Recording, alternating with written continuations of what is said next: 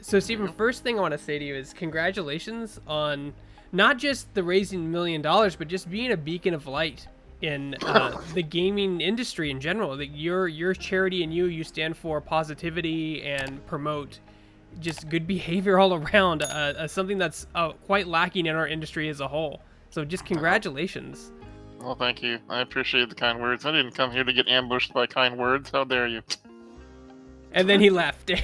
That was the interview. That's it. That was the interview. Goodbye, everybody. I'm done. So, Stephen, the first thing I want to ask you is, what do you feel is the biggest pain point in accessibility advocacy right now? The biggest pain point in advocacy really is when there's internal fighting in the community. There's a lot of advocates out there, a lot of passionate people, a lot of people who believe in the cause of accessibility, and we're all underneath the same banner, except not all of us agree on the same way to get things done. And then there's, the outside of that, where some people are not advocates, but they are disabled people who are in the industry, and some people don't believe in that same positivityness that you just talked about. They would rather do humor and dark humor and that. And so there's a lot of people who are sort of forging their own path in advocacy, figuring out what their best way to lead their communities are. And I think one of the largest dangers and pain points we have to fight right now is making sure that we all remember we're on the same page, we're on the same team. We may not be flying the same banner, but at the end of the day, we're all fighting to make the world a little bit better place. So, hopefully as things continue to shake out, egos fall aside, and we remember that we're all just trying to, make games accessible for everybody. From an insider looking out, what do you think is the biggest misconception about your charity specifically? I think the biggest misconception about AbleGamers is that all we do is hand out controllers to people who need them. And it is part of what we do, for sure. But, as we've been talking about the $1 million that we raised, a lot of it is going to go to very unsexy funding things. It's going to be building capacity. It's going to be hiring senior directors who know how to run programs and are much smarter than me and my, ability to just say a funny thing here or there. Like, we need people who are, coming to the plate with master's degrees and decades of experience in running these sorts of things for nonprofits. And so the biggest misconception is just that we only do the one thing. There's also the user research side of AbleGamers, which does all kinds of cool statistics and finds out exactly what the barriers and challenges are for people with disabilities by interviewing people with disabilities in the community about games, working with game studios and figuring out what the problems that they have had with trying to reach the community are, getting those two sides to talk together, which is, herding cats on both sides, and, getting them to work together. Then we have the research and engineering. Did you know we have multiple patents at AbleGamers? Controllers that we have actually come up with and then gotten patents on. It's not something that gets out there in the press very much because it's not super fun to talk about. Check it out, Greg. I got this amazing new patent. You're like, that's nice. Anyway, on to this other story. But for us, we're super proud of it, and then we have the professional development. Something that's super not talked about in our industry, which boggles my mind. If you're a developer, you've heard of the term APXP, which is our Accessible Player Experiences Practitioner, which basically means somebody who knows as much as AbleGamers does about designing accessibly and designing the game that you want to design only with people with disabilities in mind. And there's over 250 of them out there in the developer side of the coin. Lots of people know what that is, but on the public side, well, nobody's taking those courses if you're not interested in becoming a developer. So it's not something that gets out there in the press a lot, but these people that we're training to be able to think about disability not as some sort of, oh yeah, I met a person in a wheelchair at one time, but actually talk about and use the same language to develop more accessible titles, you're going to see that in games for decades to come, just because they took the course. So that was a very long form answer to the fact that we don't just give out controllers. We do a lot more than that. Do you, speaking of that, PS5 and Sony seem to be very far behind Xbox when it comes to accessibility offerings. Has Sony communicated with AbleGamers on the topic at all? Man, I wish I could talk about that, but there's a giant blue and gold plated robot directly to my right off camera that will beat me down if I start saying too much.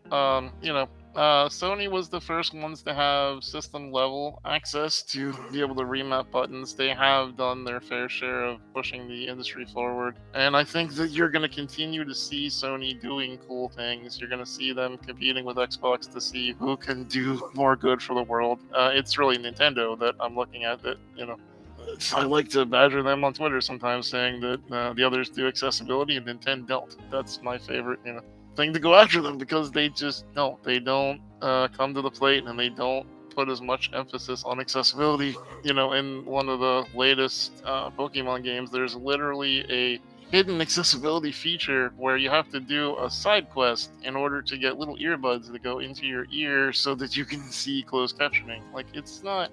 This is not the way we should do accessibility. We need to make the options available for everybody from the get-go. You shouldn't have to do a side quest to get it.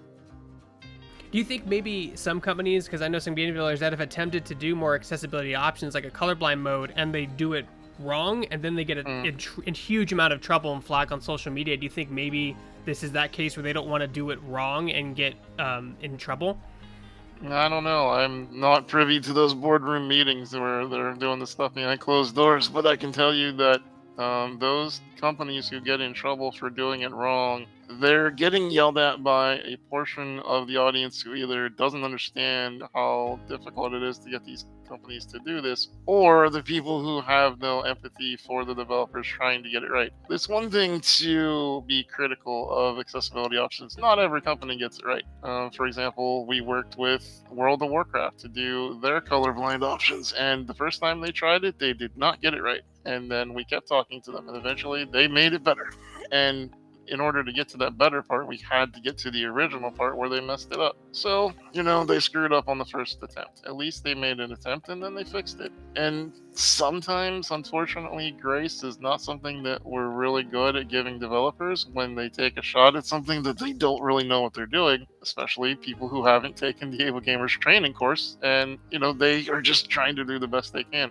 I think, Dead by Daylight recently ran into this when, they were asking, their fans to have patience while they figured it out. And the only reason that they even revealed it in the first place was because I pushed them on social media, and then they had to reveal their plans. So sometimes it takes longer than we'd like it to. So I think that one of the things we can remember as a community of gamers is we have to hold these companies accountable. We have to hold them accountable to help people with disabilities and to put in accessibility options. But when you see them doing the work, and you see them genuinely trying or working with a place like AbleGamers or Can I Play That or anything out there that advocates give advice through, we need to remember that those devs are trying. And if they are in good faith trying, then give them the room to keep getting better.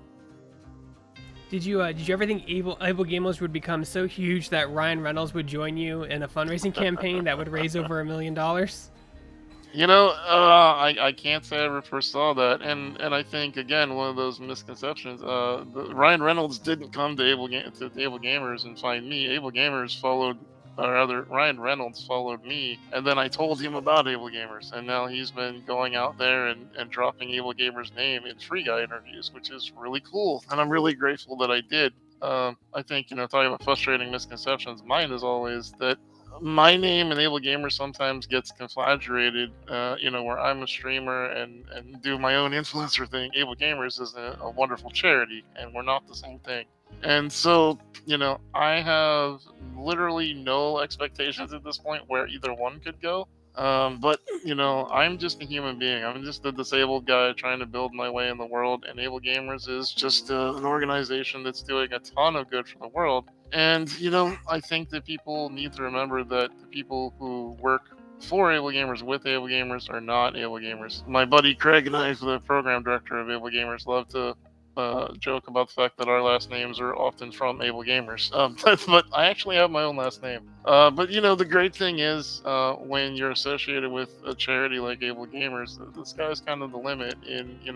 If, let's say, a AAA star comes in and follows me on Twitter because I made some silly butt joke, then I get to tell them about AbleGamers. And I think it's really cool that the way the world works like that. With so many disabled gamers out there, like you mentioned, what are some areas that AbleGamers is trying to focus their funds on addressing? The one that everyone's after us for is virtual reality. I mean, we've got people in the organization in the user research tree that's exactly what they do, is figure out how are we going to do virtual reality better? What does augmented reality do well now? What can it do better? And it's a really tough problem.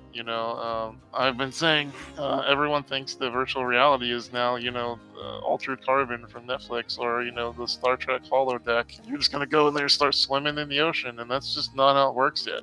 Virtual reality is still very young, and it's still something that we have to figure out how to get everybody involved in. So there are some really smart minds who are working on getting that accessible, and getting the ability to figure out, well, if I'm disabled, how do I hold two wands in my hands and use my feet in order to move around the virtual reality while wearing a headset that's 25 pounds? Like, how do I do all that when I can't even move my wheelchair without the controller? Well, the answer is you don't. So we have to figure out, how can you do that? So it's still a challenge that I think we're up to the task of finding out what it is that we can do better. And hopefully, the VR makers listen to our feedback when we tell them how to make it more accessible.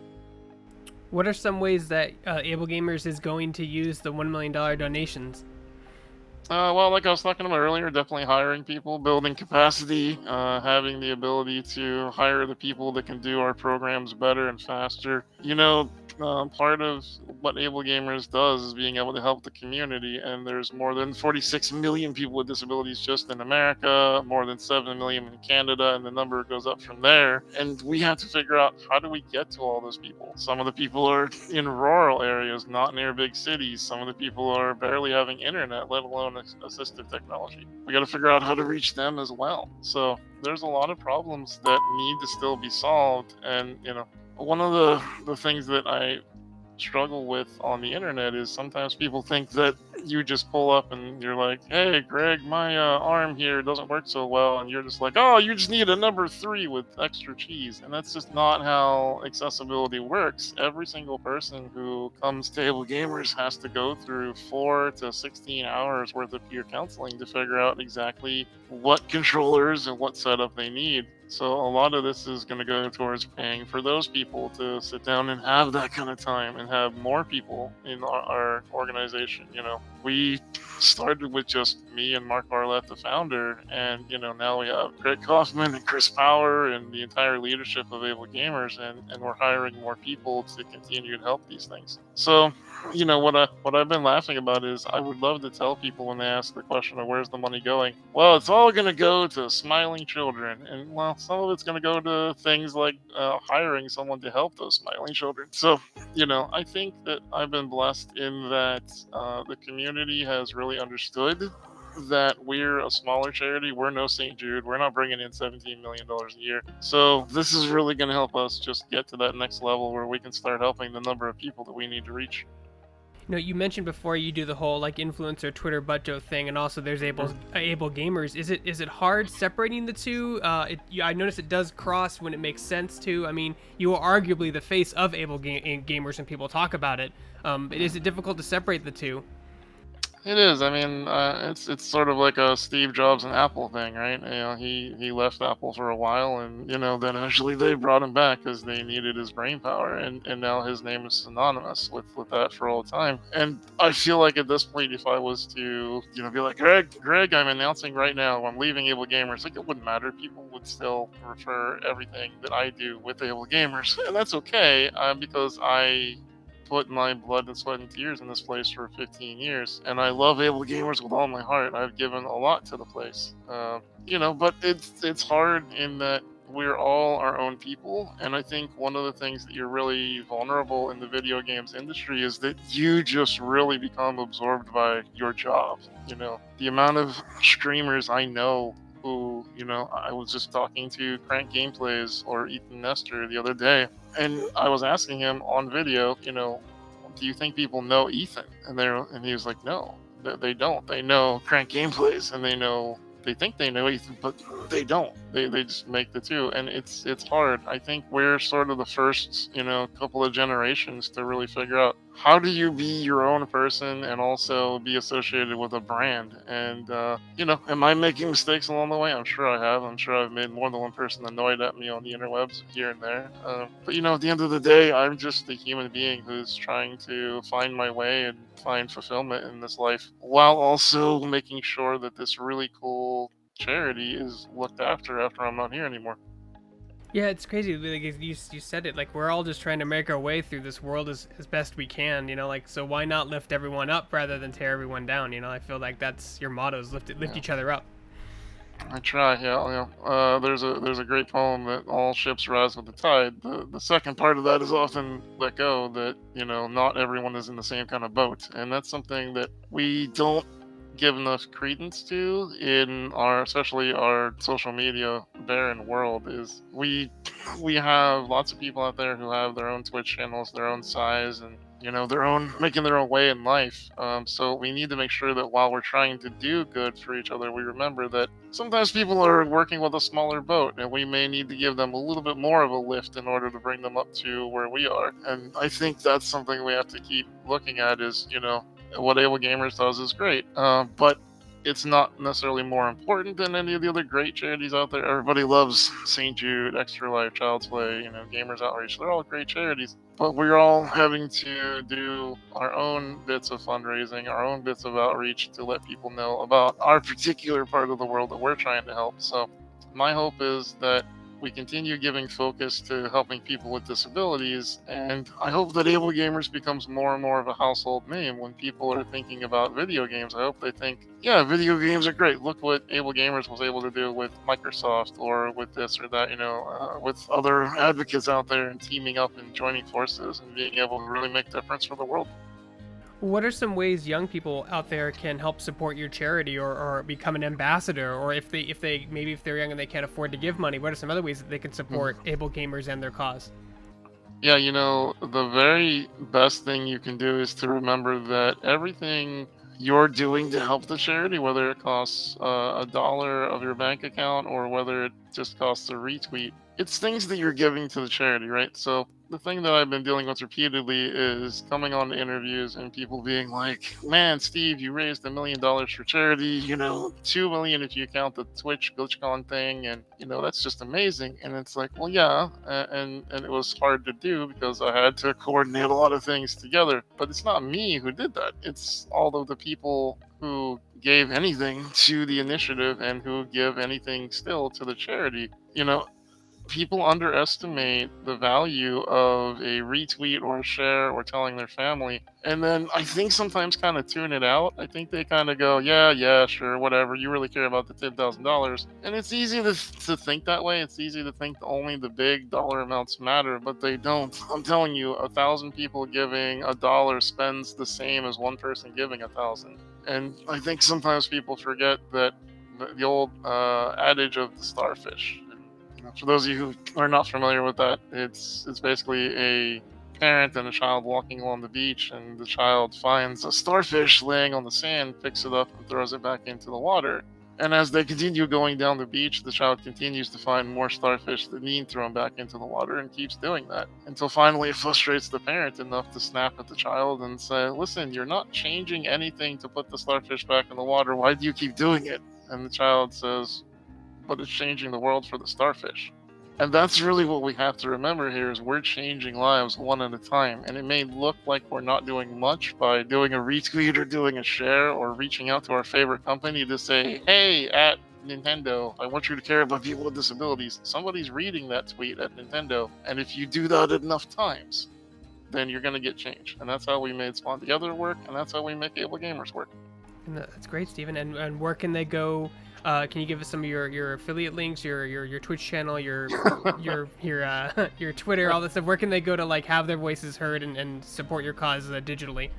If you go to Dunkin' Donuts, you can get the Steve Spawn donut. No, you can check me out on Twitter, Steven Spawn, spelled the proper way, Spohn. I'm on Twitch, spelled the funny gamer way, Spawn, just like the Spawn Together initiative. And you can basically catch me on social media talking about butts and stuff and pizza jokes, and once in a while doing some good for charity. And on the charity side, basically look up AbleGamers on literally every platform that hasn't even been thought of yet. Like, you can literally go in the future, and we already have that AbleGamers moniker, so go find us there.